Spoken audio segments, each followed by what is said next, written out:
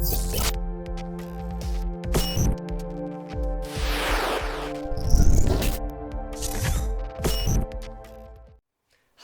my name is Jacob Lee, and welcome to this presentation on the modality principle, the exceptions and the conditions.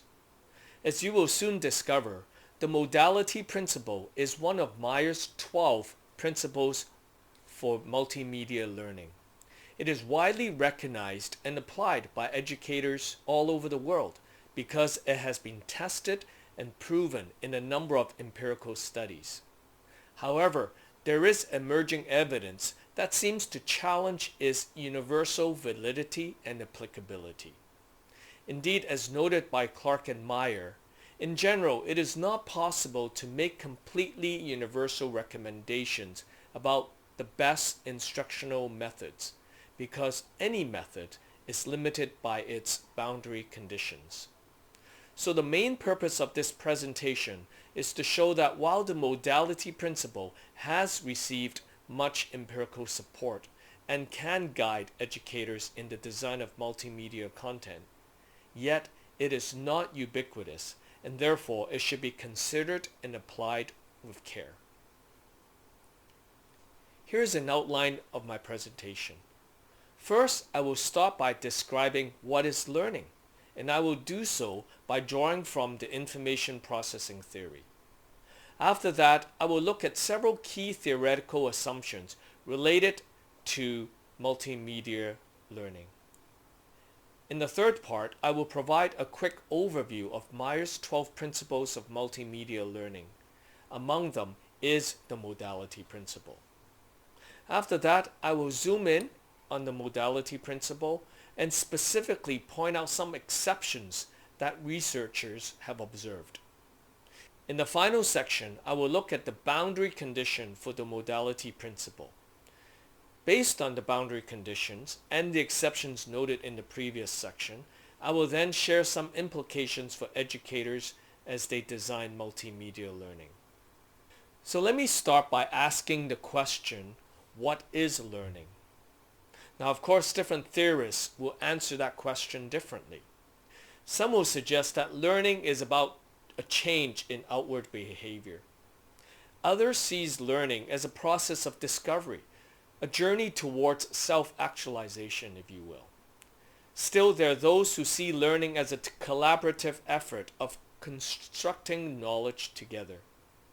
Now, for the purpose of this presentation, I will define learning based on the information processing theory, which basically states that learning is an internal mental process of encoding new information with prior knowledge. Now this diagram here will illustrate what this internal process looks like. First, information enters the mind through the senses. Now much of that information merely passed through the senses and is lost. However, information that gains learners' attention is selected and then subsequently transferred to working memory. The working memory then takes that information and rehearses it over and over again so that the information is not lost. At the same time, the working memory tries to integrate that new information with prior knowledge retrieved from long-term memory. And upon successful integration, new knowledge is then formed and it's transferred back to long-term memory through a process called encoding. However, if the integration and encoding process somehow fail to occur, the information is lost. Now that was an overview of what is learning according to information processing theory. With that in mind, let's now take a closer look at the theoretical assumptions related specifically to multimedia learning. A key theoretical assumption that affects multimedia learning is that working memory has limitations. First, it is limited in duration. That means if newly received information is not acted upon quickly, and by that I mean if it is not organized and integrated with information from long-term memory, that new information is lost.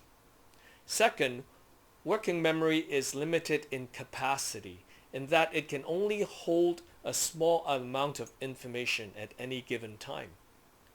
As noted by Shunk, brain researchers have generally agreed that the working memory capacity is 7 plus or minus 2 items, where an item refers to a meaningful unit of information. And whenever those limits are exceeded, the working memory will experience what's called cognitive overload, and the entire learning process is compromised. Allow me to illustrate what cognitive overload looks like with the help of my daughter, my 8-year-old daughter. When too much information or tasks are given to learners all at once, the result is very little information is actually retained in long-term memory.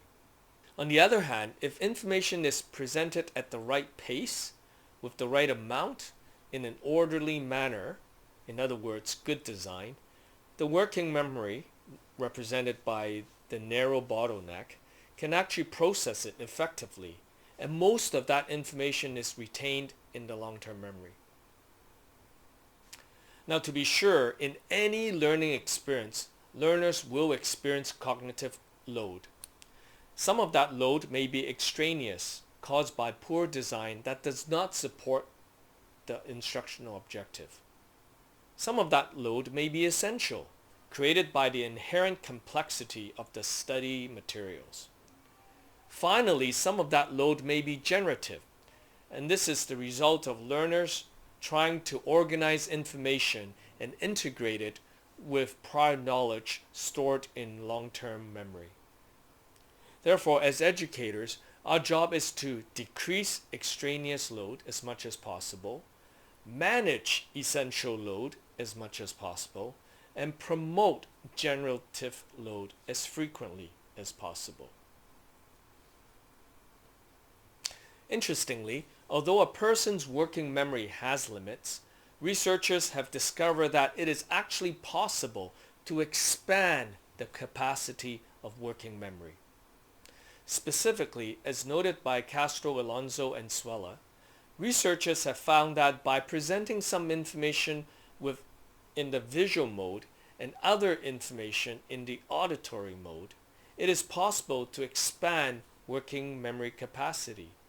And this in turn reduces the chance of cognitive overload within working memory and thereby increase the individual's ability to learn.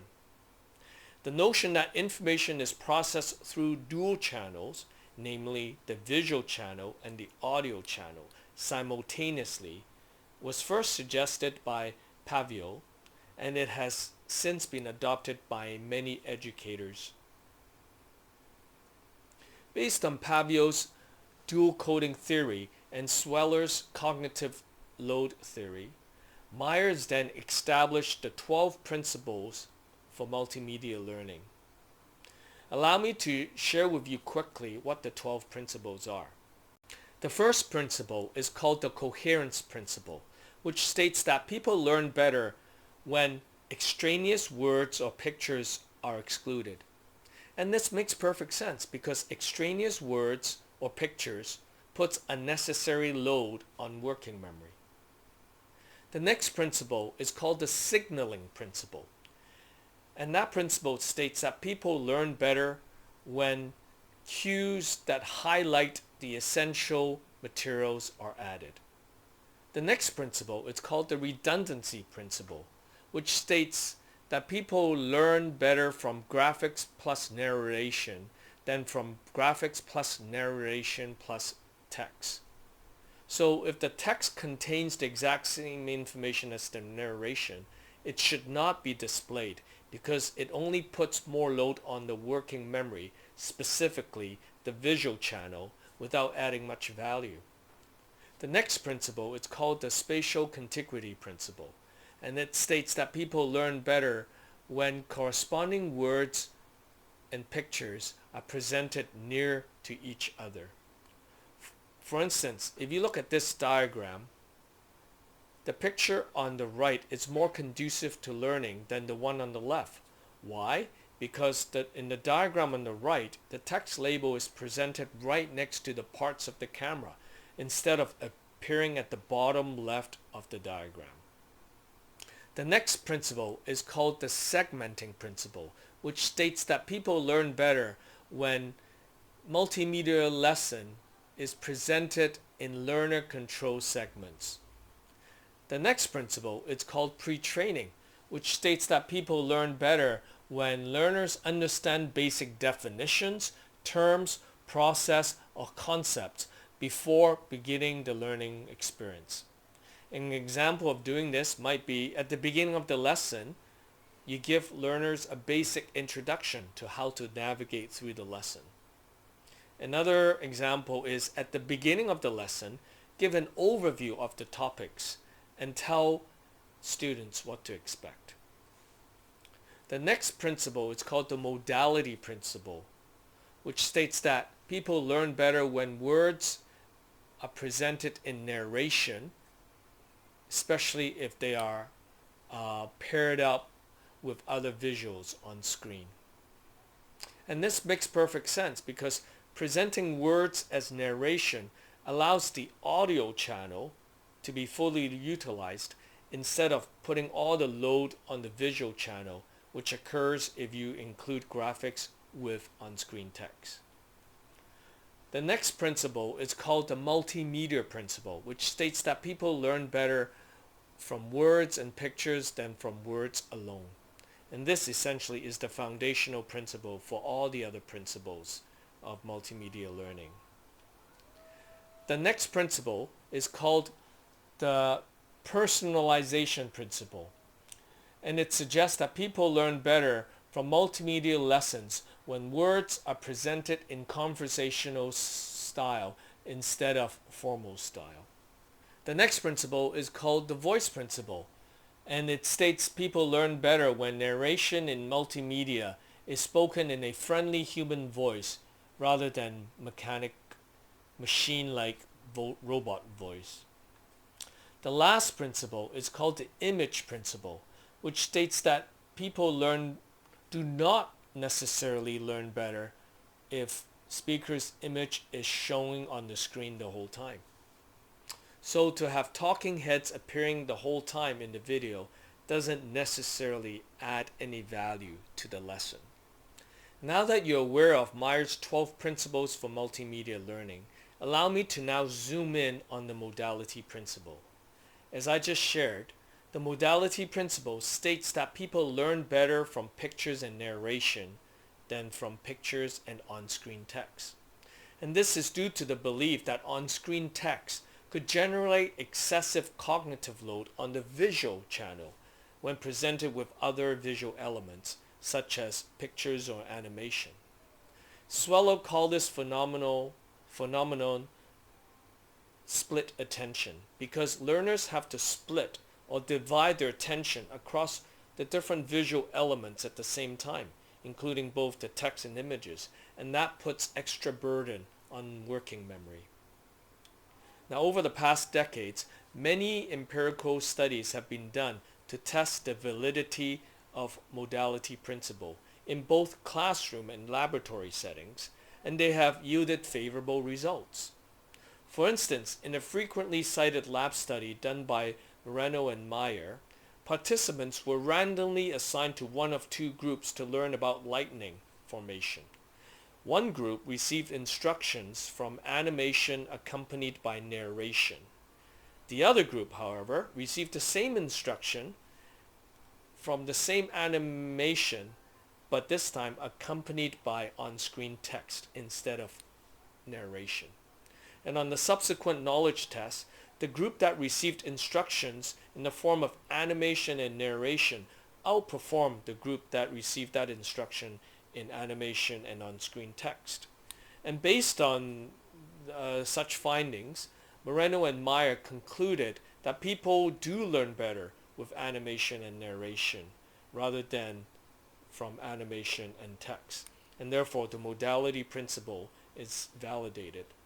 The modality principle was also affirmed in a later study by Harskim et al., who successfully demonstrated that high school students do learn better from a web-based biology lessons that contained illustrations and narrations than lessons containing illustrations and on-screen text. Similarly, the modality principle was also upheld in a study involving a large sample size. In fact, 826 middle school children studying about electricity in a real school setting. And the investigators observed that when middle schoolers received instruction from both pictures and on-screen text, they had to split their attention between the pictorial information and the textual information, and that created problems for the limited visual channel capacity. In an even more recent study by Chia involving Malaysian undergraduate students, he observed that students who received information from picture with narration outperformed those who received the same information from picture and text. So once again, Chia's study fully supported the modality principle. Indeed, the modality principle has been upheld in a number of other studies besides the ones I mentioned just now. In fact, Maya and Pilgard completed a review of 61 published studies related to modality principle, and the modality effect was evident in 52 of the 61 comparative studies. So the majority of the studies supported modality principle. So as you can see, the modality principle has received much empirical support across various disciplines involving students from different nationalities and different levels of education residing in different countries. Having said that, however, there is emerging evidence that seems to challenge the validity of the modality principle. And these findings suggest the principle may not be ubiquitous and therefore must be applied and considered with much care. So in this fourth segment of my presentation, I will point out 4 exceptions to the modality principle researchers have observed. The first exception is that when narration is presented in a language that is non-native to the learner, the modality principle seems to be absent. For instance, Liu and Al studied the validity of the modality principle among a group of culturally diverse students in the United States. All 48 participants in that study were first-year undergraduate students who considered English as a second language. The participants each received a 5-minute instructional video in English about lightning in one of 3 formats, either with graphics with narration, graphics with text, or graphics with narration and text. In the knowledge retention post-test, Liu and Al found that there were actually no statistically significant differences found in the participants' knowledge retention scores. This result seems to indicate that the modality principle did not apply to ESL students who had to learn the content in English. In a similar study conducted by Lee and Meyer, also involving ESL students, in this case 374 undergraduate students residing in Korea, they observed that contrary to the modality and redundancy principle, the group that received instruction in graphic, narration, and text, all 3 formats, actually had the highest comprehension test scores compared to the other formats. And they also observed the students who received text in the instruction felt the learning experience to be less difficult and require less effort. So in fact, in this particular study, the modality principle was reversed. In any case, it appears the modality principle does not apply when students have to learn content presented in a non-native language. Another exception to the modality principle has to do with the transient nature of narration. In a study conducted by Su and Al, 75 college students learned about Australia from an online presentation comprised of 12 slides, and each slide had approximately 76 words, presented as either online on-screen text or as narration. Students were then assigned to one of four learning conditions, namely graphics with text, text without graphics, narration with graphics, and narration without graphics. The researchers actually observed that there were no significant differences between the four groups in terms of learning performance, satisfaction, or self-reported mental effort. Therefore, the modality principle was not upheld in that study. In their analysis, Su and Tao proposed that the study results, which clearly contradicted with the modality principle, was likely due to the transient nature of narration. And this means, I quote, students might not be able to process narration information sufficiently after the narration completed, and this may adversely influence learning performance. That was a note by the researchers Su and Tao. They further proposed that based on the findings from an earlier study by Schuler et al., had the text been narrated in shorter passages, that is less than 76 words in 30 seconds, or if the participants were given the option to slow down, to pause, or even replay the narration, the modality principle might have been supported. Another exception to the modality effect has to do with the function the on-screen text carries for the learners. Umutlu and Akpina investigated different modalities of videos in a flipped classroom involving 127 students studying English writing at a university in Turkey. The study results show that the experimental group watching the video lecture that had simultaneous presentation of animation and on-screen text followed by narration in a user-paced environment actually outperformed the control group in the recall and essay writing post-test.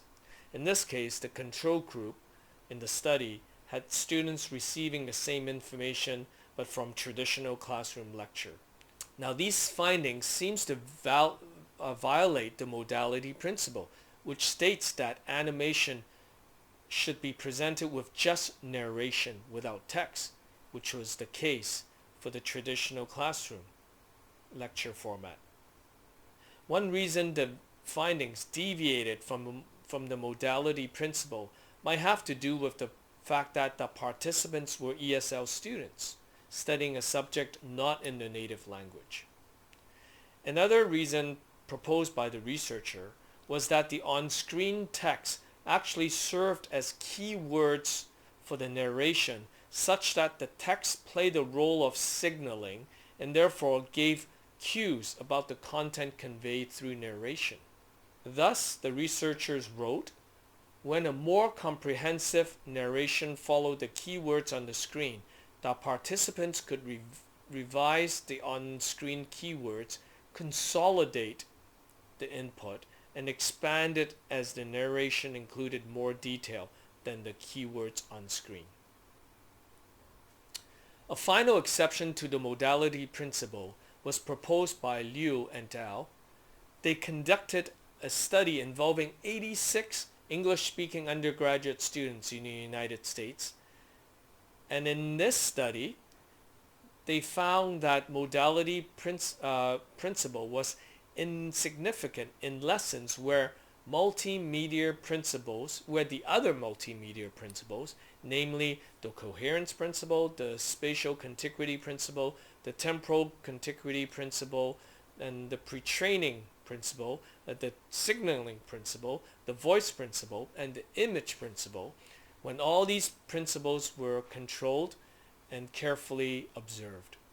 Therefore, they concluded that, and I quote, when multimedia learning principles ensure that the lesson was conducive to learning, the impact of different input modes, as well as the modality and redundancy effects, became insignificant. You've just heard 4 exceptions to the modality principle. Now allow me to move to the final section of the presentation, where I will present some boundary conditions for the modality principle, and also shared the implications for educators. As Meyer noted, the modality principle is the most studied of all multimedia design principles, and this allows us to better pinpoint boundary conditions. Clark and Meyer describe boundary conditions as situations in which the principle applies most strongly and may be related to the characteristics of the learner, the length of the lesson, the topic of the lesson, the type of test, and the timing of the test. For instance, the modality principle is believed to be most prevalent for dynamic rather than static graphics. As well, the modality principle is most frequently observed in studies that involved transfer rather than retention tests. Also, the modality principle is more evident where the learners possess low and rather than high level of prior knowledge. Also, the modality principle is more prevalent when the narration segments were short rather than long, and where words are familiar rather than unfamiliar to the learner. So this would imply that on-screen text is better if content is too lengthy, such that learners may not be able to hold it all in the working memory if received in narrated form. And the ability to hold the narrated text in one's working memory becomes even more problematic if the learner is receiving the information in a non-native language or if the learner has hearing difficulties. The boundary conditions for modality principle that I just mentioned, combined with the 4 exceptions to the principle that I described earlier, lead to the following 4 implications for educators who design multimedia learning. First, if the content is presented in a language non-native to the intended learners, the modality principle does not seem to apply. In fact, as was evident in the study by Lee and Meyer, adding text to the narration may in fact benefit learners who are studying the content presented in a non-native language. Second, when creating narration to be used in conjunction with images, educators should endeavor to keep the narration short and segmented. This is because modality effect is more prevalent when presenting content in shorter narrated segments, given the transient nature of narration. Third, whenever possible, educators should design lessons where learners can control the pace or the speed of the narration, or perhaps give them the ability to replay the audio if desired. And this would further alleviate the transient effect of narration. Finally, when designing multimedia learning, educators should carefully consider and apply the other 11 principles for multimedia learning as proposed by Meyer. As this was noted by Liu and L., applying multimedia learning principles ensure that the lesson is conducive to learning, such that even if the modality principle is not possible, for instance, if there's limited bandwidth, or if the person cannot, the learner doesn't have access to audio capability, and under those situations, even if the modality principle is not observed, but the other 11 multimedia learning principles are observed, the lesson will still be conducive to the learner. So just to recap, in this presentation, we've looked at what is learning. As well, we have looked at the theoretical assumptions related to multimedia learning. And based on those assumptions, Meyer developed his 12 principles of multimedia learning, which was covered in the third part of this presentation. And in the fourth part, I presented 4 exceptions to the modality principle.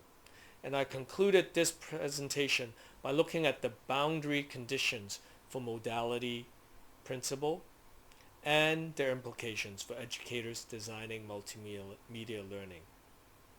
Allow me to just end by reiterating the main thesis of this presentation, which is this. While The modality principle has received much empirical support and can guide educators in the design of multimedia content.